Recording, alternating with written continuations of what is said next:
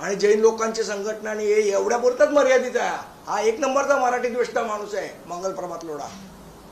एईएमचं नाव कौशल्य एकलव्य करा अशी मागणी मंगलप्रभात लोढांनी. मी सांगितलं ना, डोक्यावर पडलेला माणूस आहे. एकलव्य, कौशल्य आणि केएम हॉस्पिटल काही जुळतंय का? फक्त KEM हे नाव ठेवायचं म्हणून हे नाव ठेवलंय. बाकी कौशल्याचा काय संबंध आणि एकलव्याचा काय संबंध? नावच बदलायचं ना. तर आमच्या मनोज चव्हाण यांनी प्रस्ताव दिलाय तिथे. ज्या पहिल्या मराठी डॉक्टर होत्या आनंदीबाई जोशी, त्यांचं नाव द्या KEM हॉस्पिटलला.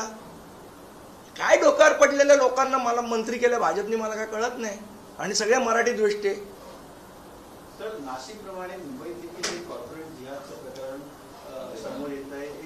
मला असं वाटतं या पूर्ण प्रकरणाचा तपास चालू आहे. जेव्हा हे तपास पूर्ण होईल तेव्हा निश्चितपणे याच्यावर आम्ही बोलू.